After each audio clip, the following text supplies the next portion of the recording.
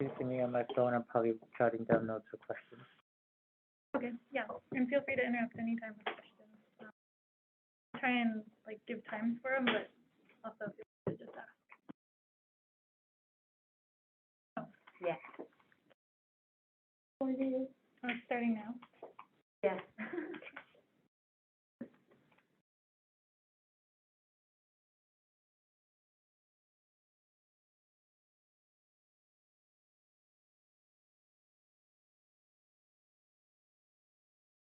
Okay, what's 3:15?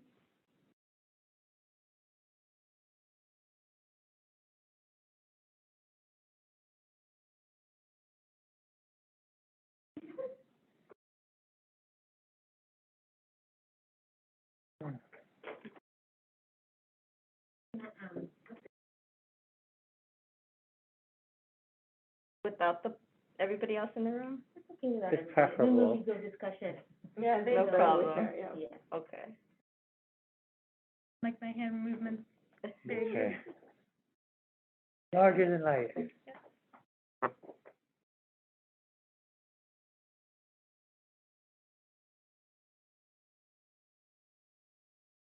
Later, if you want to see everybody who's joined the room, Yeah, I can. we can do, I hid them for now, but when we're doing discussion later. I always ask people to put their video. I invite people to turn on their videos because it's Yeah. hard to talk into the void.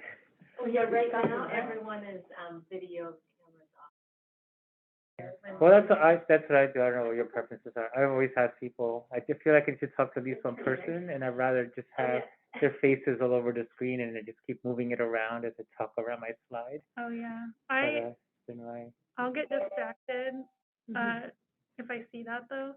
So I'll probably just do the slide and use you guys as proxies for people. Okay. I mean, you are people, obviously. Mm-hmm. Proxies for everyone online as well. That's true, yeah, we have both, Yeah. But when I do, like, once the slides are over, I'll for sure show it too.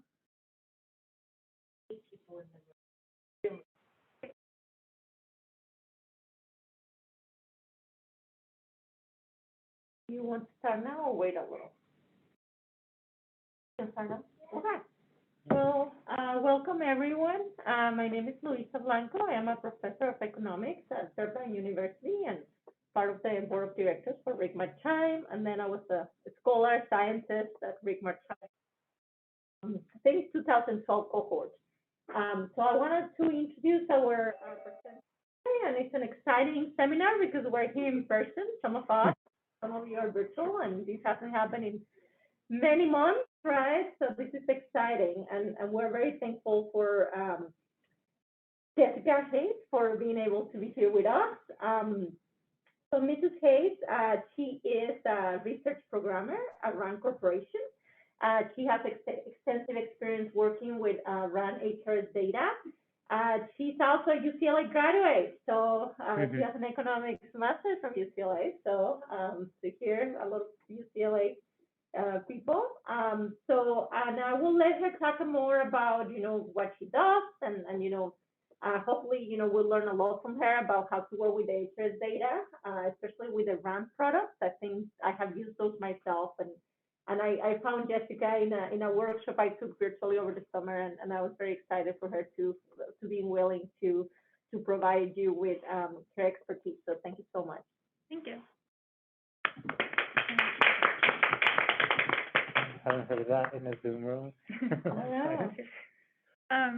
Like Lisa said, I'm Jessica Hayes, and I work at the RAND Corporation, the Center for the Study of Aging, specifically with the RAND HRS data products. And today will just be a little introduction to, first of all, what HRS is, and then our RAND HRS data files. So I'll discuss all of these in a moment. Hello. Hi, guys. Welcome. Good to get you. I want to get more far apart. Oh, yeah. So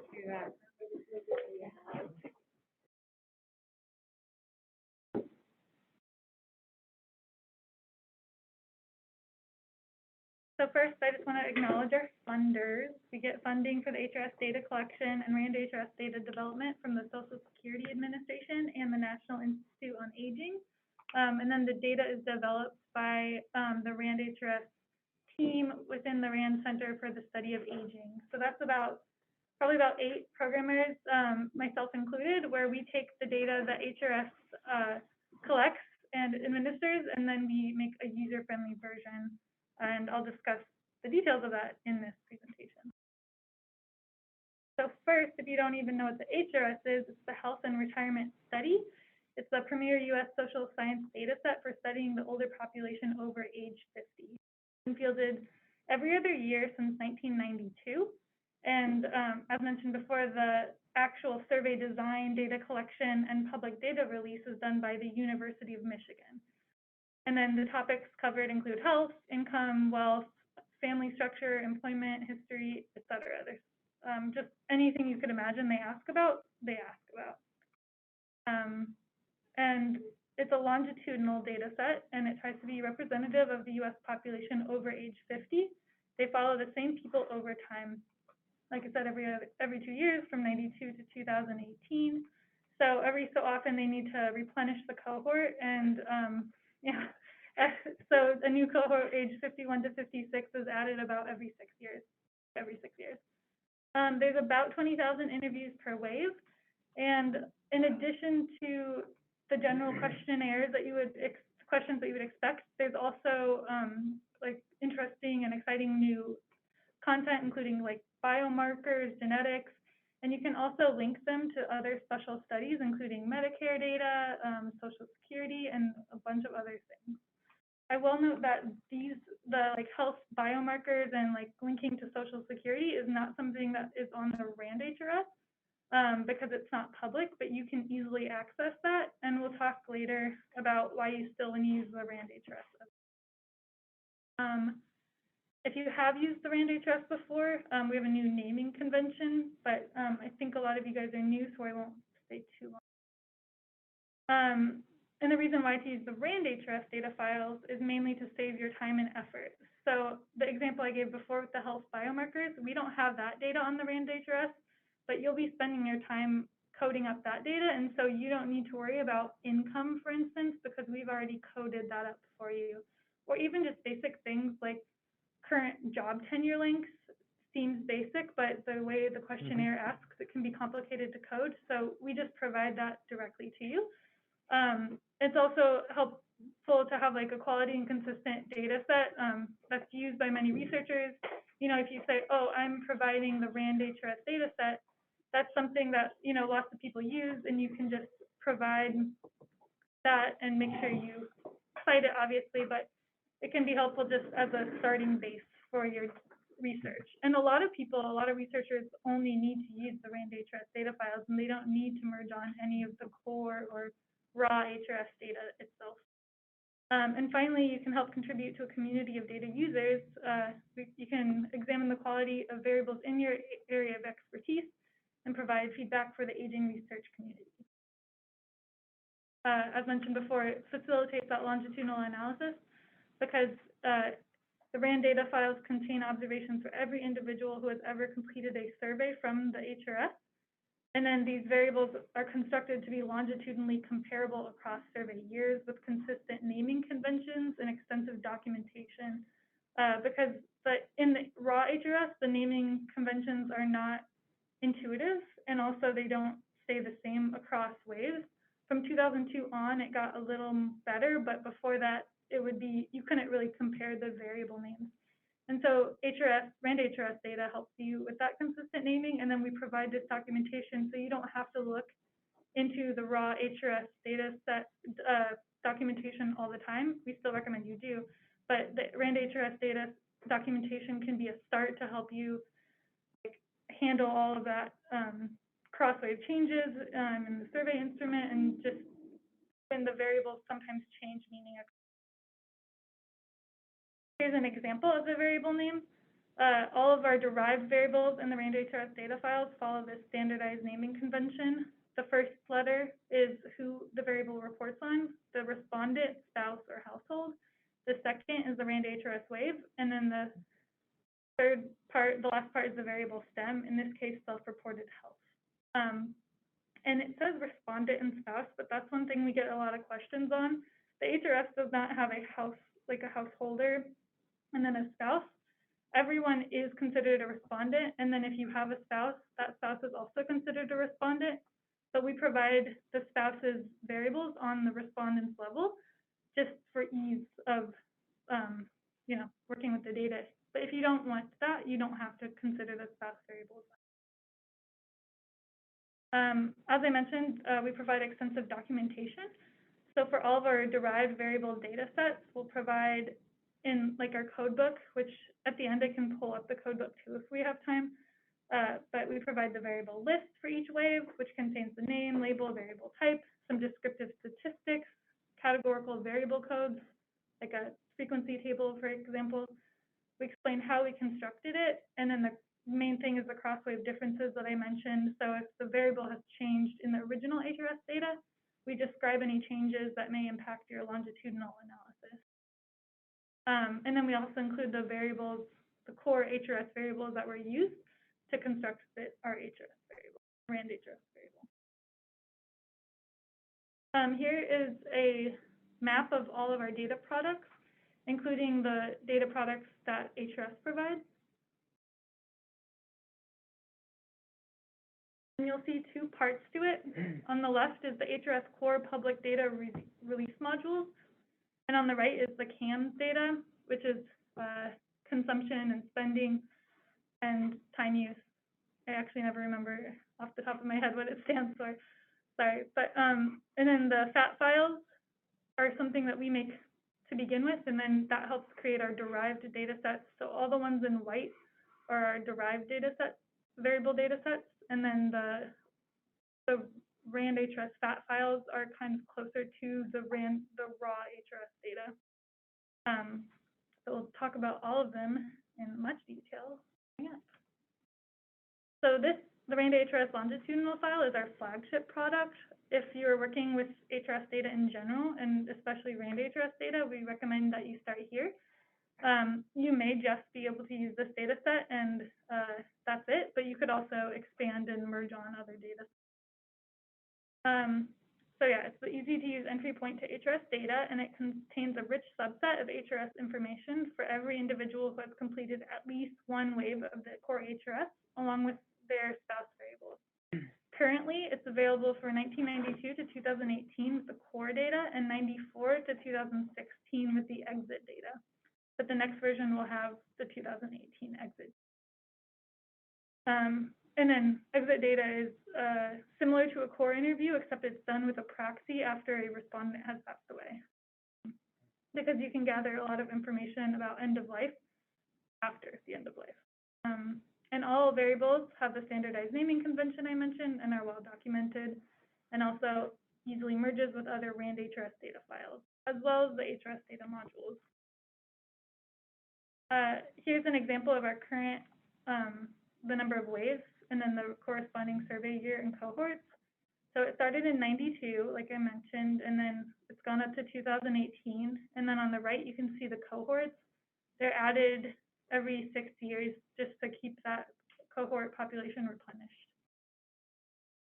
And so this explains what's in the longitudinal file, and you'll note that compared to the other products that I'll describe later.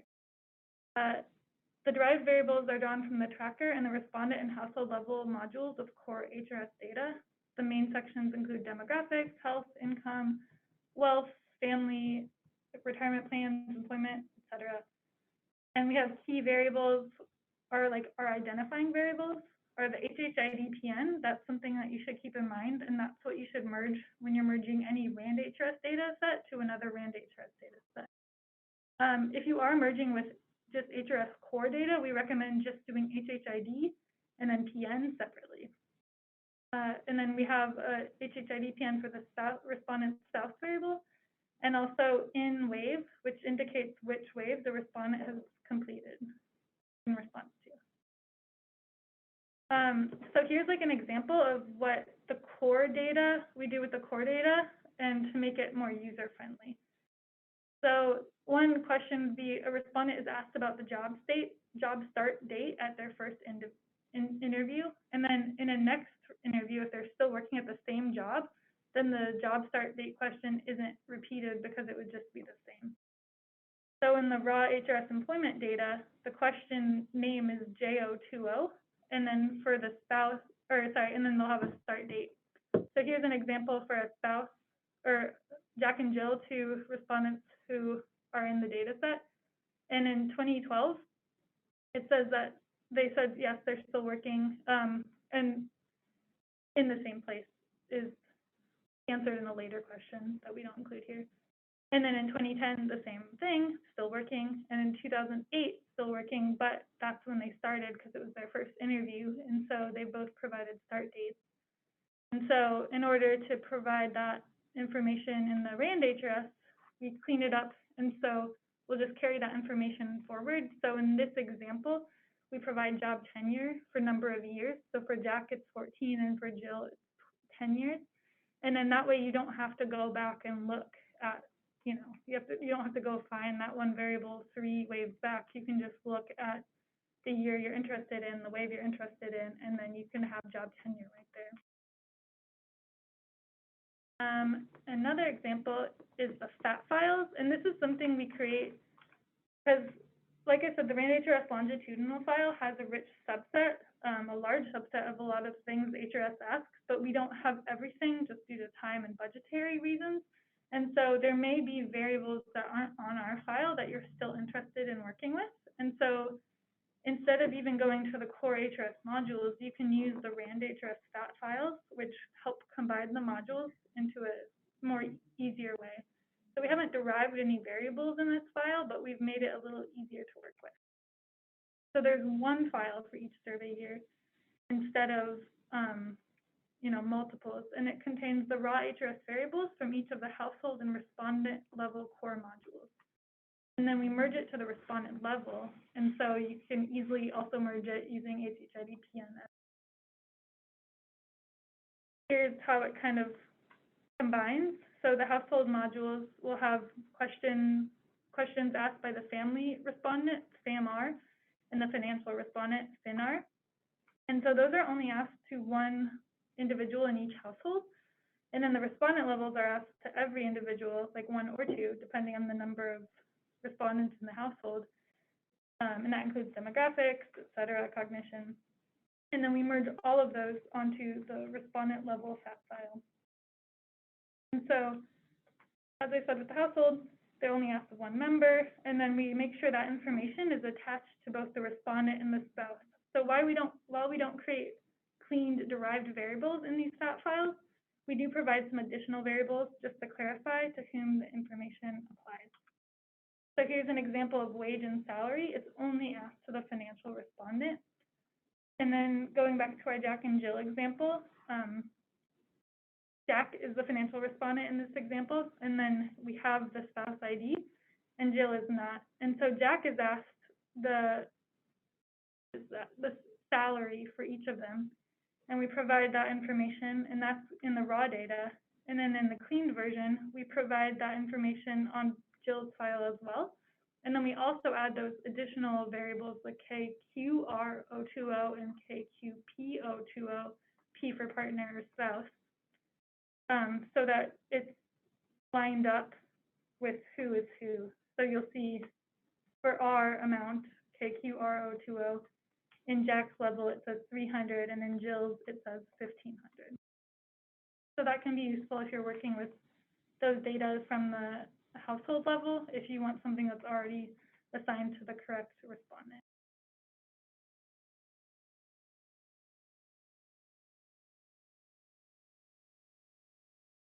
Another data set we provide is the RAND HRS detailed imputation file, and that provides more detailed imputations for things that we provide imputations for, specifically income, wealth, and out-of-pocket medical expenditures.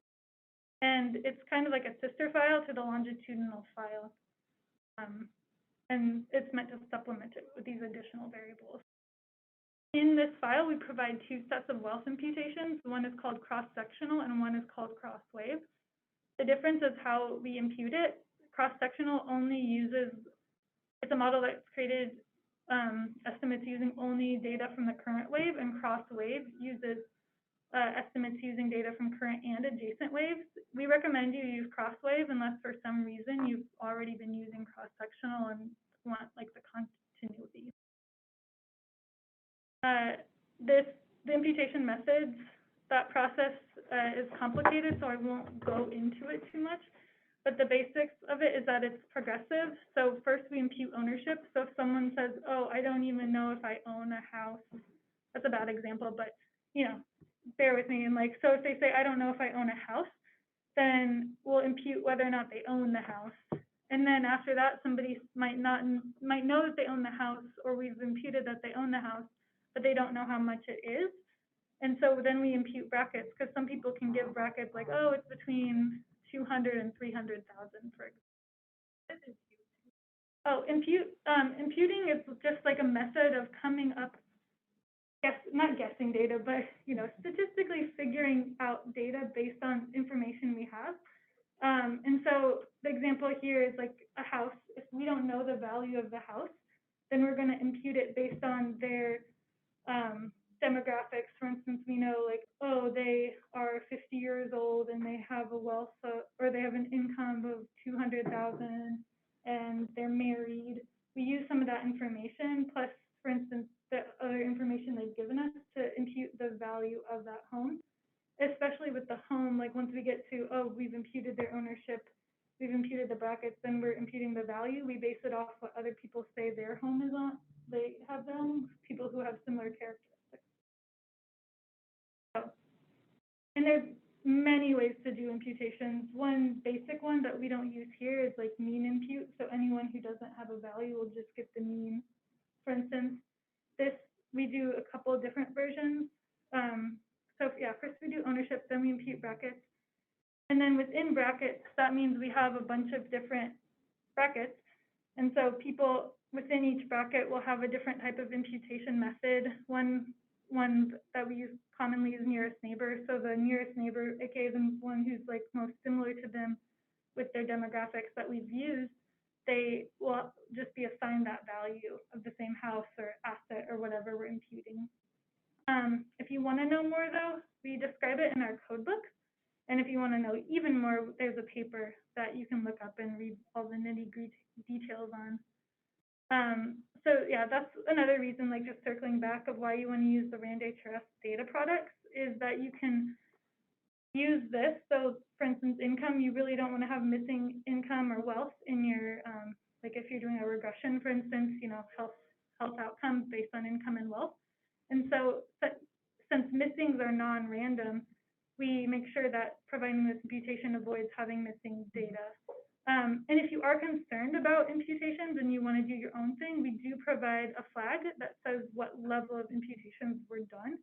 So if you do want to just, you know, you could include that flag to see if, oh, people who are imputed, you know, maybe that's messing with your data or something, then you can provide that flag just to be aware of what's happening. So here's an example of individual earnings. Somebody is asked individual earnings, and that variable is provided in both the RAND HRS longitudinal file and the detailed imputation file. But in the core data, they're not just asked, oh, like what's your individual earnings? They're asked, what's your wage salary income? What's your bonus time or overtime pay income? What's your second job or military reserve earnings and professional practice? So we combine all of those after imputing it all as described.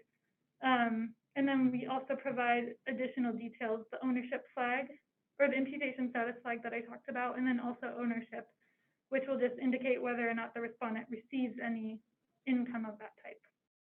And so some of those, like I said, the top one, the I earn, and I think also the imputation status flag is on both data sets, but if you want more of the details, then you go to the detailed imputation. Here's another example, mortgage. So this is an asset or wealth variable, and then just the general total value of all mortgages appears in both, and then we provide more information in the detailed imputation file. The component, which is first, second mortgage, ownership flags, imputation status flags, and then, as I mentioned before, there's cross-sectional and cross-wave imputation for wealth variables. And so the detailed imputation also includes the cross-sectional imputation variables. But again, we recommend you consider using cross-weight. Does anyone have any questions so far? This whole presentation, I know, is just like throwing a lot at you, but I know it takes a while to. Just a quick question. What kind of questions are asked on the exit interview? I know you said end of life, but just a little more specific. Like. Well, I'll talk a bit more too about it when I get to the exit part. Oh, okay. But one example would be how was your house, like what happened to the house, kind of what happened, so stuff like that. But also they ask health things, you know, like where did they die, how did they die, and a lot of that is actually included on the RAND HRS longitudinal file now. So I'll talk specifically about the exit finder file, which will have kind of like a FAT file, but for the exit data. But a lot of that's already in the HRS longitudinal file. So if you remember back when I described the variable naming convention, like R6 self-health or self-reported health, there's variables that have RE on them, and E stands for exit. And so those variables will be done in the exit. If I have time, I'll pull up the documentation too, and then I can show you like an example. With like the demographics, the race and ethnicity files, are they like disaggregated? Could you get like, you know, subpopulations of like? So in so we can only provide public data, and so we have the maxed version, which really provides white, black, other. That's the max version, unfortunately, and then also Hispanic, like Hispanic or non-Hispanic. And then you can combine those if you want. But there is more detailed race information that they ask, and I think you can request that on HRS, but I don't know to what level that you can ask. Anything like years, like for anyone that's like an immigrant? We don't have it on the HRS, but I do think that's a question that they ask, like, when did you like move here? Might be on the restricted version though. Yeah, because a lot of, like, you can't even get state. I'll talk about that with the tax calculations. Not even state level isn't even on the public data. But HRS does provide a lot of things, and restricted is kind of scary. You're like, oh, like I have to request it. But you can just request it, and a lot of times, you know, they'll let you use it. Some things, for instance, like state, you can't actually use state if you're going to look at, you know, comparing two states, for instance, a lot of times. But if you're going to use state because you say, oh, I want to study how this law that half states have, half don't, affects the health outcome, then you could do that, I believe. I mean, you'd have to confirm with HRS, but those kind of things are something that, even if you're going to use that, it's still good. Yeah, like start with the RAND HRS data, and then get that private, not restricted data, and then you can merge it on too. And then you can work, and then you'll have to code up, you know, that data. But it could be a good starting point.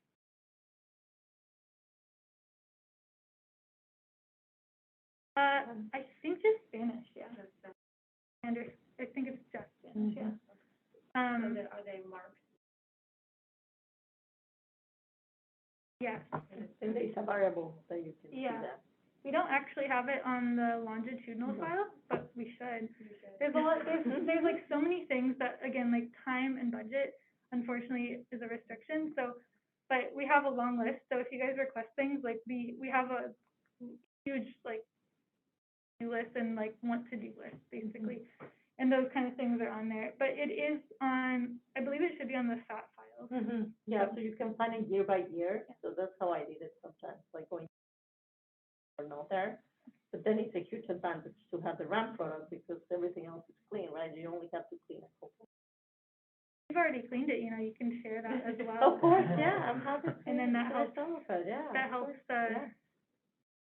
you know, cut down on things. And that's the main idea, like, yeah, with the RAND HRS is we're kind of like willing to share our data with everyone, you know. And ideally, we can add more things on there. Okay, so the next example is the family data. So even more details about family structure. So there's two files, and there's two files. And also, first of all, it only goes through 2014 right now, because we haven't had the funding to extend it. But we do have funding now, so we're trying to extend it. It'll probably first just be 2016, but the goal is to get 2018 on there soon as well. And the two files are at different levels. So the second one listed there is the respondent file, which is similar to the longitudinal file. There's each record is one respondent who has completed at least one wave of the core HRS, even if they don't have any kids. But then the first one listed is a respondent kid level file. So each record is one respondent kid pair for respondents who completed at least one wave of the core HRS. And so if a respondent doesn't have any kids or stepkids or adopted kids or anything, then they won't be on that file. And if they have 10 kids, then they'll be there 10 times. And so yeah, it currently goes through 1992 to 2014. And provides more granularity about characteristics of respondents' families, including kids, kids-in-law, parents, and siblings. And some of these variables are on the longitudinal file, such as number of people in the household, number of living children, number of living siblings, and number of children ever born. But then the data files have more information, including demographics about the kids and parents, kids assistant to respondent, also we use the word kid just to avoid like child, the C, like the K is easier to use. But all these kids, since the respondents themselves are 51 and over, most of these kids are adults. There are kids, there are children like under 18, and then there's also grandkids sometimes who are treated like, you know, raised as a child. So there will be younger kids, but a lot of times when we say kids, they are actually adults. And so the kid assistant to respondent will be ADLs, IADLs.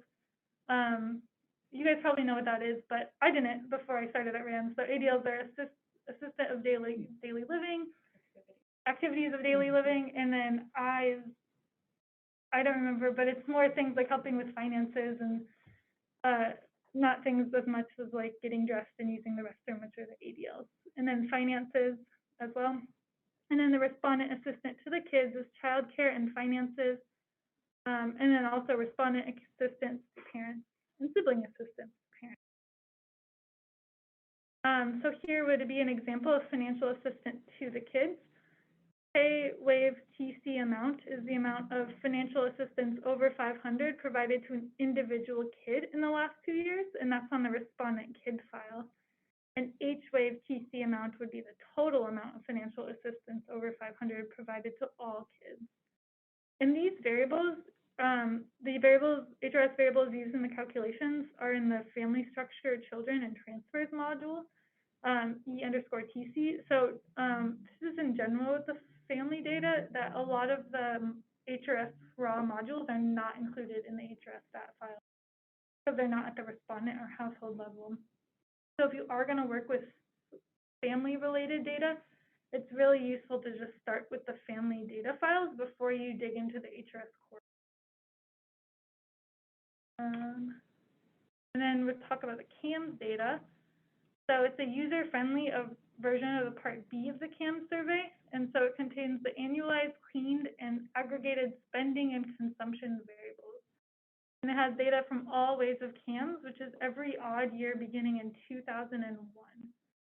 And it's respondent level file containing all data from the respondents who completed Part B of the survey for at least 1 year. Wave. And then we provide measures reported at the household level. There's 7 spending measures and 4 consumption measures.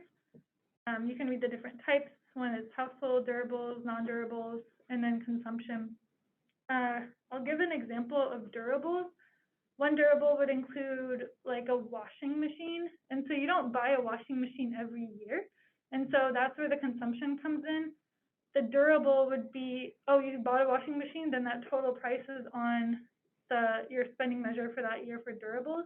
But for consumption, they will figure out, you know, like the depreciation, and then it's averaged across the lifespan of, like estimated lifespan of a washing machine. And then another example I'll give is a transportation. Again, you don't buy a car every year probably. And so to calculate consumption, there's some inputs, and we do the interest of the value of all automobiles. And we take that information from HRS years surrounding the CAM survey. And the interest rate is the 3-year moving average from the Fed. And then there's a 10% depreciation, auto insurance costs, spending on gasoline. All of that goes into transportation consumption. If you want to know more, we provide information in the RAND HRS CAM introduction. And here are the exit finder files that I talked about. As I mentioned, a lot of the exit variables are now on the longitudinal file, so they're already cleaned. But there's still some that are not yet on there because we've only recently started adding them. So if you want more information, these are kind of like the stat files for exit data. It includes all respondents from the exit and post-exit interviews, one file for each year, beginning with 1994. And it currently goes to 2016, but in our next release, we hope to add the 2018 data. That was released after we released. Each of these files includes all of the respondent level modules, but it doesn't include those collected at other levels, mainly the functional limitations and helpers level. And then there's a finder file that helps users combine the information from the exit and post-exit interviews and merge them with the core interviews. And I'll give an example of what would be asked on an exit versus post-exit interview on the next slide, I think, the slide after. But the exit and post-exit interview have similar naming conventions. So post-exit will have a P in there. So example, net value of estate, and exit will be YT 173, and post-exit will be YP 173. And then, so we rename those post-exit in order to append them. And then there's a flag that indicates if it's exit or post-exit, and a respondent will never have an exit or a post-exit interview in the same year. And then finally, we have identifiers, including HHIDPN, to help you merge them. So here's an example of something that's asked in an exit interview and then may also be asked in a post-exit interview. Also, HRS tries to have an exit interview with every respondent, or like the proxy of a respondent, but they don't always have a post-exit interview. They don't always have a need to do a post-exit. But in this case, for Jack, what happened to that home at the exit interview time, they didn't know, the proxy did not know. And so in post-exit, it says that they sold it. So then that might be why you have a post-exit follow-up on things like that. And then that's in the raw data. And then in the R version, the exit, post-exit interview and finder file, it's still raw data, but we've just kind of cleaned it up a little bit. Do you have more questions on that? Any other examples? When you said like end of life. Yeah, so those are all on the longitudinal file, and it'll be easier to show you once I can pull up the documentation. But like I said, health is the biggest, the most interesting thing, right? So that's what we focused on, health and demographics so far.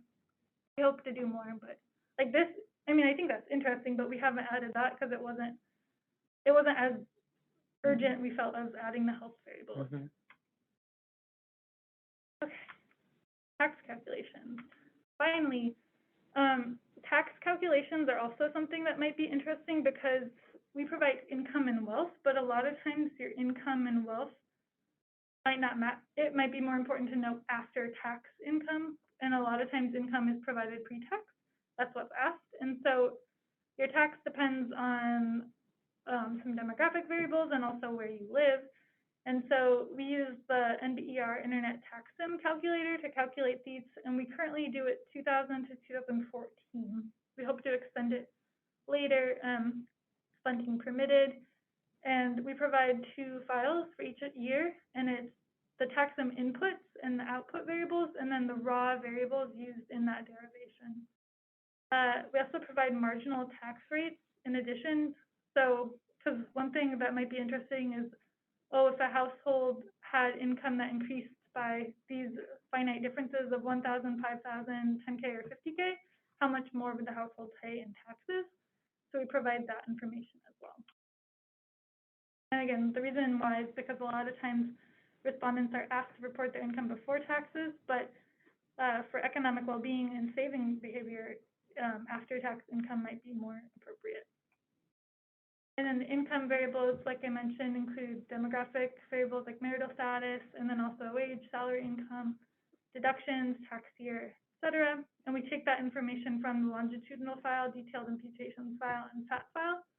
And then we provide that output variable, which includes state, federal, and FICA taxes, and then those marginal tax rates. We perform those 51 times, and so each respondent receives 51 observations, and that's, as I mentioned before, state is a not a public variable, and so we provide it per each respondent for each state and DC. And then if you get the restricted state data, then you can match which state they have their taxes on, and then you can use the correct tax year. Here's a, are we doing on time, by the way? Okay. Yes. Okay. Here's a quick getting started using the RAND data. As we've mentioned before, the HHID and PN, or the combined version HHID PN, will be your friend when you're trying to merge these data sets. And then they're usually character, the HHID and PN, but then the HHID PN combined is a numeric variable. And then if you want to identify households, we have just the HHID and then also the sub-HH, sub-households, because if a respondent and their spouse gets divorced, then they will still have technically the same HHID, but then they'll have different sub-households. And you actually download the data from Michigan itself. And you can just Google it, but if you want these slides later, you can use this and then go make yourself an account within 24 hours, but usually quicker you'll have an account.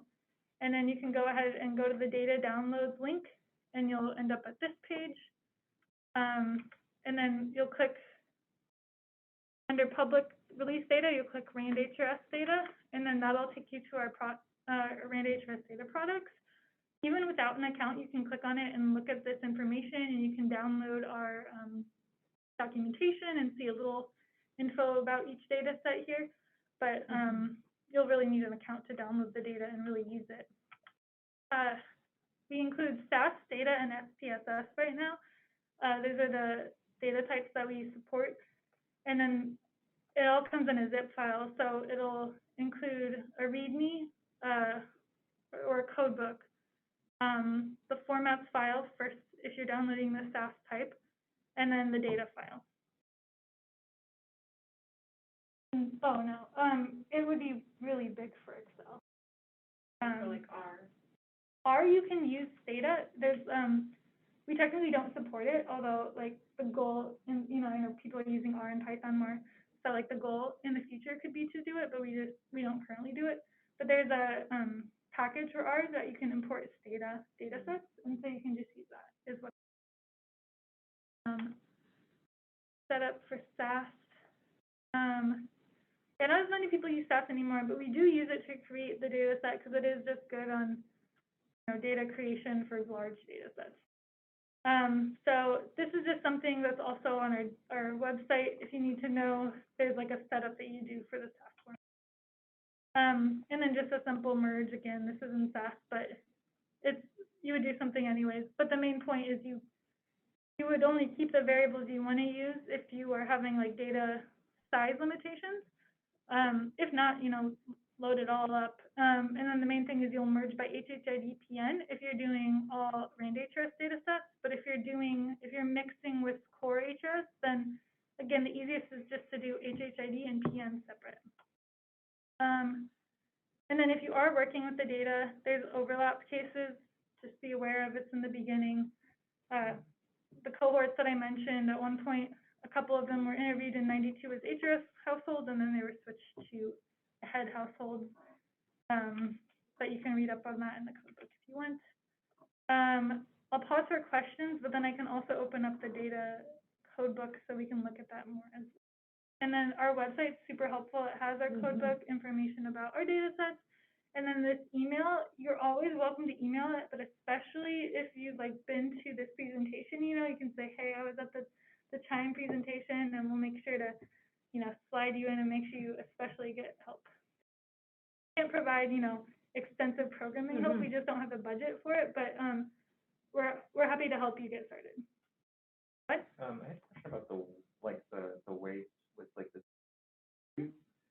do like longitudinal analysis like smaller than a year, could you do like monthly?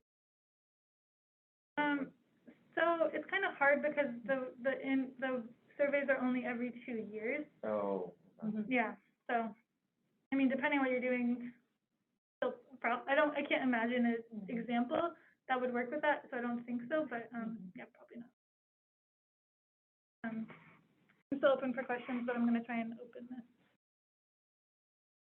Yeah, I think, like the code book is helpful. And then I also like the one that is like the concordance website, like where you can put there, the question you are looking for, like, for example, like the Spanish, and then it tells you like in which year. Yeah. So that website is like super helpful. Yeah.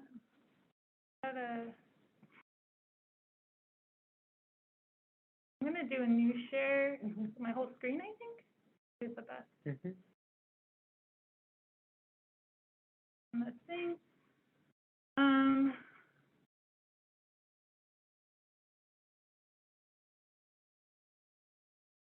Oh, did it open under different? Oh, it probably tried to open in here.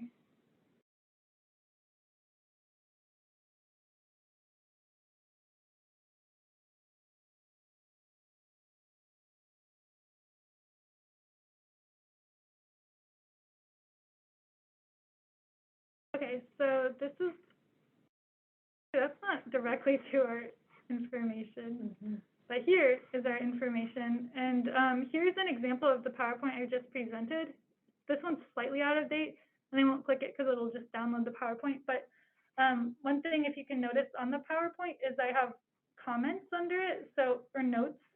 So if you're reviewing this yourself, these two don't, but if you're reviewing it yourself, you can look at the notes, and that can be helpful. So on our data website, we have, does this show that I'm, Yeah.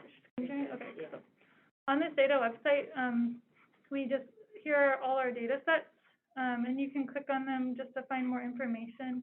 The codebook that I talked about, and we also link to the HRS data, the concordance tool that Luisa mentioned, and then just in general the HRS website. But we also have a link on here to our codebook too. And one nice thing, if you click here, document outline, we have an outline because otherwise you can see it's 1,700 pages, and like we recommend you read it, but we don't recommend you just sit down and read it all. No. Yeah, one thing that can be helpful is just like going through the introduction, which the introduction itself is lengthy. It's about 50 pages, but if you at least review that, that can be helpful. Structure of codebook. So here's the structure of the codebook, and the way you see it, especially if you're watching it on Zoom, you probably won't be able to read it all, but I'm just kind of generally talking about how this codebook structure is, and you can look at it yourself too. So here's an example. This one's a very small codebook section, just marital status, partnership status. It's just the indicator variable of whether or not a respondent's partnered, and we only have one type of variable on this page. Yeah, I can a little bit, but just you're not going to be able to see it all. It's just generally kind of talking about the whole thing. And I recommend just kind of looking at section 6 of the intro too. You can see, and it'll explain it. But so for this basic example, again, you have the title. You'll have the variable name, the label, type, which is categorical. It'll either be categorical or continuous. And also REM part, so here it's R1 through 14, that's respondent. S1 through 14, these ones you would expect them to be the same. They usually are. It's self-reported, so sometimes it's different. Don't blame me. And then REM part is exit. Here's the descriptive statistics. These aren't weighted. You always want to consider using weights, and we can't suggest which weights to use. You can ask HRS because we just put the weights on there. And we always recommend just asking HRS if you're concerned about which ones to use. So again, in these descriptive statistics, don't take them at face value just because they haven't been weighted at all, but it can just give you a general information of merit, partnership status. Also, you'll see this is, well, you might not be able to see, but this is like 3% and 6%. And that's because this is specifically who is partnered as opposed to married or anything else. We do have MSTAT, which includes, we have two different types of MSTAT, one of which includes partner and one doesn't. But for the situation just explaining the code book, we chose the easiest section possible. So then we have the categorical variables, which is just a frequency table. And that's only for categorical variables. Continuous ones would not have that. And then we explained how it was constructed. We have a core interview explanation and exit interview explanation. We describe core and exit differences because sometimes that happens. And then we provide the cross-wave differences. Again, you won't be able to read this, but it's just the general sections that you can see. And then we provide the HRS variables used. In this case, we have core interviews, exit interviews, and tracker variables. And then this is just for the intro where we explain what all of these sections do. One thing to note, if you're looking, like Luisa mentioned the concordance tool, if you're looking at a variable, in order to avoid it getting really lengthy, we wrote a little script to make the variables go, so this is 2002 to 2018 for the HRS core data. So if you're looking for a variable, you just want to look at the stem. I mentioned at the beginning that the variable names kind of evened out and they are all the same. So coupleness status is usually always X065 as an example. But there's going to be a little prefix there for each year or wave. It'll be different. And just in our code book, we don't list that. So just look the stem and don't look the prefix wave. In this intro, we do list the prefix wave for each of them. And it's different in the core data and the exit data. But that's not a very good example of exit. So I'll find an exit information. It's in house. Let's see. So hospital is medical care utilization of a hospital. The first was their hospital stay in the last 2 years. But note again, like this will be described in cross-wave differences. And again, you probably can't read this, but the first wave it was last 12 months. All the rest it was last 2 years. And we try to describe that in the differences. And then at the end of this section, we talk about overnight hospital stays since previous interview, or basically between previous interview and death. And then the other variables, which are also up here for the core data, is number of hospital stays and number of hospital nights. So that would be an example of exit data that might be useful. Because, let's look at number of hospital nights. That's 17 for exit average. Again, it's not weighted, but that's something. And then for respondent, the average is 2, which makes more sense. Like at the end of your life, you're more likely to have spent a night in the hospital. And then, yeah, I definitely always use these tabs over here because otherwise it can be hard. If you're just looking to see what's available, you can just go down and see, oh, this is cool. Another thing I didn't directly mention was poverty threshold. That's something that's really helpful. And right now we only have wave 6 forward, but we hope to code up earlier. So this helps. We provide information about which household is above or below a poverty threshold, and then we also provide a lot of input data for that, such as like the income we used and the number of respondents in that household, and all sorts of things like that. Did we have more questions? Could you show the one from and then if you go to the HRS website, it also gives you the RAND links, right? And then, yeah, I think it does. Okay, so this is the, whenever I go to HRS, I just go to documentation. And then they have the questionnaires, they have the code books, they have the concordance tool that I mentioned. So these can be helpful. I won't open them right now, but definitely like go through and click on them yourself. Yeah. But then data products, are you talking about the data specifically? No, the core contents, I found that one very useful because like, let's say you are looking for a Spanish language, right? And then you just put it there and then it's sort of, and then let's say, you know, you can even select what waves you want to focus on or it shows you everything, right? Yeah. But, Everything asterisk. It does not always show you everything, but we will say this. So this is designate language.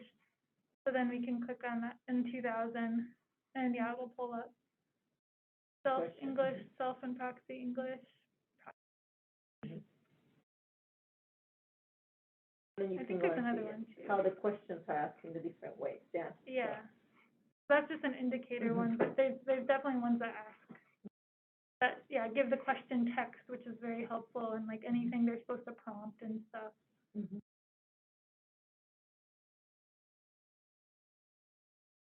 Conducted in Spanish. Yeah, it's more than just if it was in Spanish, but 100% all in Spanish.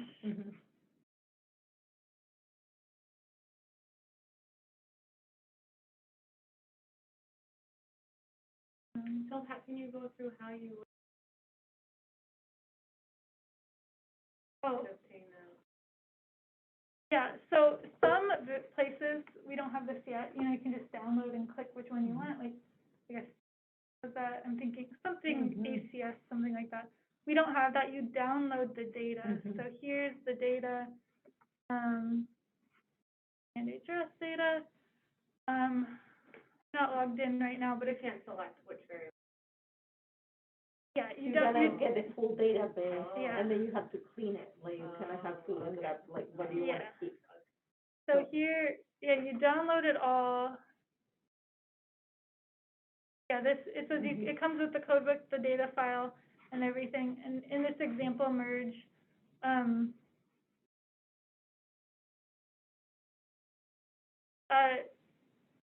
this is SAS, but like the same idea with data or R or something, you know, you just keep the variables you want.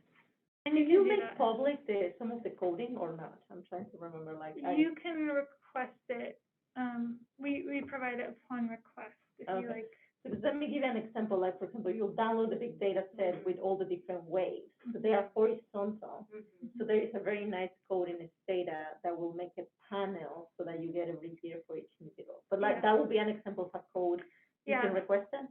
Yeah, we don't have an official one for that, but we have one that, we Like- say use with your own, Precautions. yeah, precautions. Checking and, okay. Okay. And then, you know, as a commercial, I asked Christina, and then she said that for the RCMAR scientists, you can actually get data support analysis from domicile, and that actually don't come from your budget, it comes from the whole program. Yes. So that's a great resource because they actually are very good, like I have worked with them before with mailing, and they can help you to clean it a little better, so. Commercial. So don't start. And depending on the data you have, or like R, you know, a lot of it should, like, it's big, but it's not huge. Like, you can, I can load it up in, PC version data and not have it overwhelm it. Some of the regressions, if I run it, I'll run it in Linux instead, but, you know, a lot of it you can just run point and click if you want. So you can just look at it and then you can subset afterwards to which variables you want after you've explored it.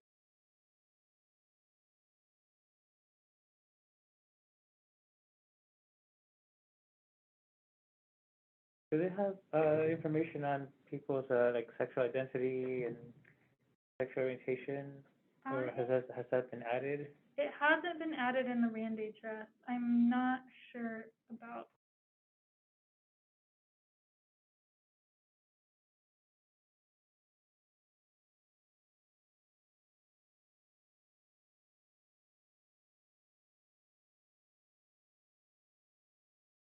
Use the concordance tool. It's helpful. I use it all the time, so that's why I like to show it. Or actually, it might, I would guess it'd be orientation. Yeah, so you can use this, but again, it's not always everything.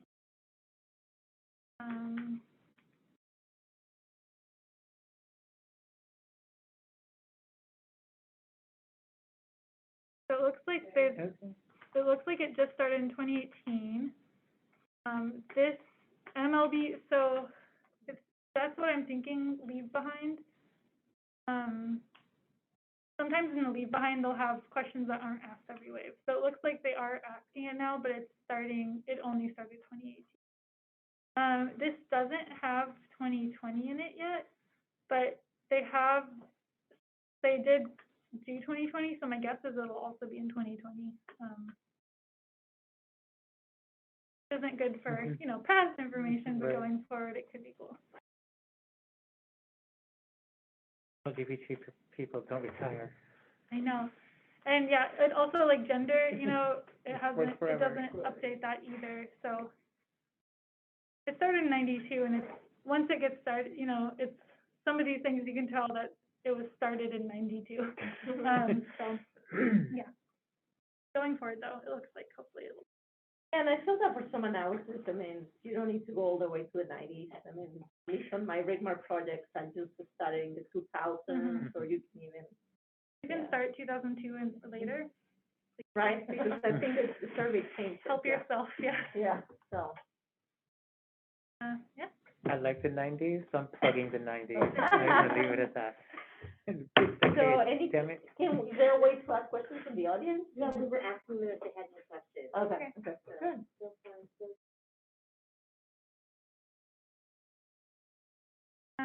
And I'll just plug one last time our website and our email address.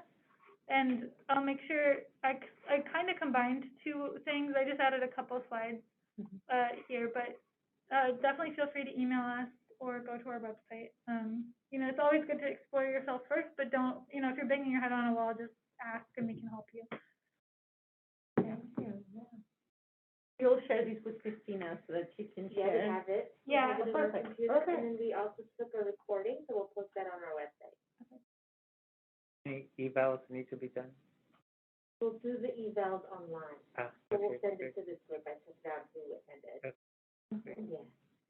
Well, I think if there are no more questions, it's 4:16. I think we can conclude, right? Yeah. Okay, well, Thank Thank you. you. In the room also. The Zoom. Wow. I never showed them. So. Good.